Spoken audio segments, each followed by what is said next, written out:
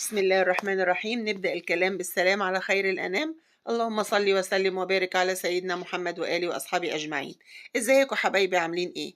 تعالوا نعمل مع بعض كشك ألماظ بطريقة زمان، بريحة وطعم الزمن الجميل، بطعم وريحة أمي وأمك. طب اتعمل ازاي؟ هقولك اتعمل ازاي، بس بسرعة بسرعة. لو لسه ما اشتركتيش اشتركي في القناة، فعلي زر الجرس، اللايك القمر بتاعك، الكومنت القمرين، ويلا بينا عشان اقولك اتعمل ازاي.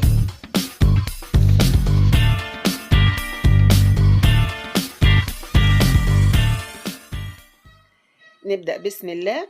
أنا معايا حلة فاضية، هسخنها كويس قوي على النار بدون أي مادة دهنية. الكشك ده أنا هعمله على لحمة، في ناس بتحبه على فراخ، تمام، بس إحنا بنحبه على لحمة. أسخن الحلة بتاعتي كويس قوي أنزل عليها باللحمة. طبعا انت سامعة التش دي، سامعة الطشطشة دي، أنا عايزاها. طب ليه؟ عشان أدي للحمة بتاعتي تشك، علشان تبقى جوسي كده، ما تبقاش زي الكاوتش، تحتفظ بالسوائل بتاعتها جواها. شايفة؟ بصي المية مش كتير اللي نازلة ازاي، فبالتالي هتحتفظ بالسوائل بتاعتها جواها وتفضل جوسي معايا زي الملبن كده. مش بنقول كده اللحمة بقت ملبن ليه؟ علشان ما طلعتش السوائل بتاعتها. تمام تمام. بعد ما تتشوح كده، اشوحها معايا كده، انزل عليها ببصلايه صغيره متقطعه كده 4/4، وورق لورا، حبهان، شويه من الفلفل الاسمر، نص معلقه صغيره كده من الفلفل الاسمر، واشوح معايا كده. انا بوريكم انها ناشفه من الميه. اشوحها كويس كده، وبعدين بعد ما اتشوحت كده هنزل عليها بميه مغليه. اوعي تحط لها ميه من الحنفيه، لو حطيتي ميه بارده من الحنفيه مش هتستوي معاكي. مادام شوحتيها كده نحط ميه مغليه ونص معلقه صغيره سكر. طب ايه فايده السكر يا ماما نانا؟ السكر هيخليها تستوي معاكي بسرعه. واوعي تحطي ملح، الملح بيتحط بعد ما تستوي خالص، توصل لدرجة السوى اللي انت طالباه. في الوقت ده تبدأي تحيقيها. قبل ما تستوي ما تحطيش ملح علشان تستوي معاكي بسرعة. وابدأ بقى ان انا اشيل الريم اللي فوق الوش. ايه لازمة الريم ده ان انا اشيله؟ ده الزفارة بتاعة اللحمة، وكمان عشان تبقى الشوربة بتاعتي رايقة. اشيل كده الريم بتاعها، ومادام غليت كده اوطي بقى عليها واسيبها تستوي براحتها. لو فضلتي معلية النار بتضيعي فوائد اللحمة، وكمان هتاخد سوا معاكي، لان انت كل شوية هتنقص المية وتزودي مية. لا، انت وطي عليها وسيبيها تستوي. تعالوا بقى عقبال ما اللحمة تستوي نعمل احلى كشك الماظ مع بعض. هنحط معيار كوبايتين مية، حوالي مية ايه سوري، معلش، كوبايتين شوربة. انا عاملاه زي ما قلت لكم على شوربة لحمة، في ناس بتحبه على شوربة فراخ، براحتكم. احنا بنحبه على شوربة فراخ. وحوالي نص كوباية رز مغسولة كويس ومتصفية، رز مصري عادي، مغسولة ومتصفية، وهنزل بيها على الشوربة واسيب الرز يستوي معايا كده بقى نص سوا. وصلت كده للمرحلة دي، بقى نص سوا، سويته كده في الشوربة بس. لما يوصل كده يبقى نص سوا، هنزل بكوبايتين لبن. ادي اول كوباية، وادي تاني كوباية. تمام تمام. كوبايتين لبن يعني حوالي نص كيلو لبن.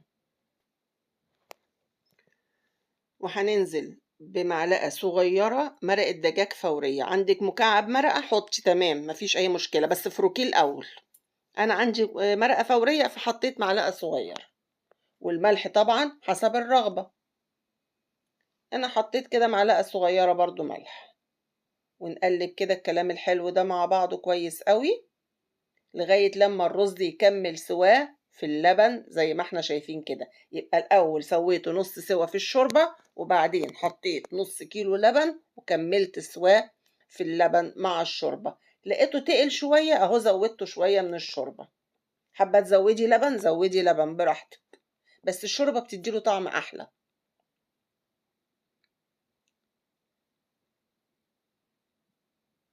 زي ما احنا شايفين كده، نسيبه بقى كده يكمل سواه في الشرب.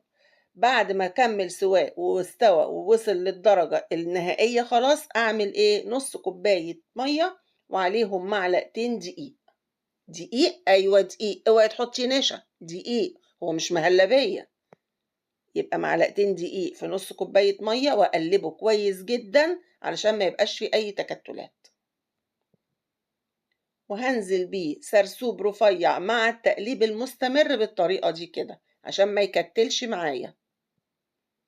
بالطريقة دي كده اقلب كويس قوي علشان ما يبقاش فيه اي تكتلات في الكشك بتاعي، وخصوصا ان الكشك بتاعي معمول بالرز، فعشان ما يكتلش مع الرز.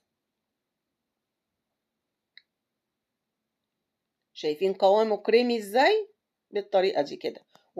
ما تقليهوش قوي، يعني خليه خفيف شوية زي ما احنا شايفين كده. القوام ده حلو قوي لانه كل ما هيبرد كل ما هيتقل اكتر.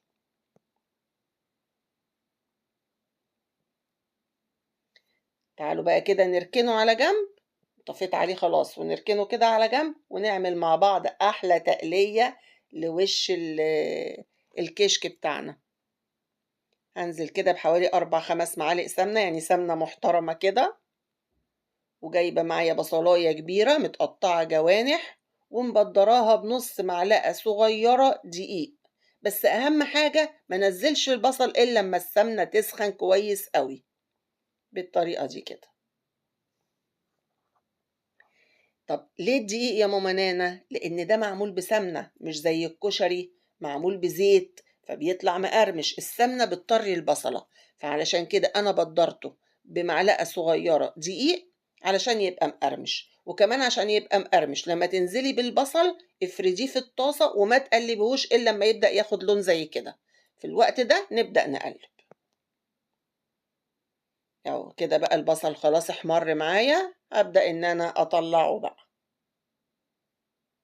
نشيله بقى كده ونركنه في طبق عشان يفضل مقرمش. بالطريقة دي كده.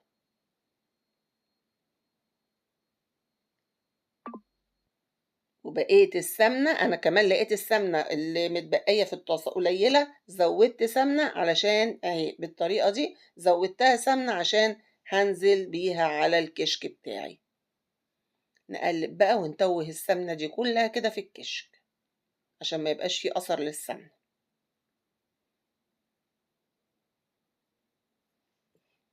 بصي الكشك بتاعي تقل ازاي عشان برد شوية، عشان كده قلتلك حاولي ما تقليهوش قوي. وادي البصل طلع اهو معايا. تعالوا بقى نغرف الجمال الحلو ده. الله، رجعتونا لأيام جميلة. كنت باكل أحلى كشك من إيد ماما الله يرحمها. الله يرحمها هي وأمواتنا كلهم يا رب. إيه رأيكم بقى في الجمال ده؟ شايفة؟ تعالي كلي. دوقي كده لقمة، خدي لقمة. تعالي تعالي كلي معايا. اعمليه واكتبي لي في الكومنتات طلع ازاي، واكيد من ايدك هتبقى احلى.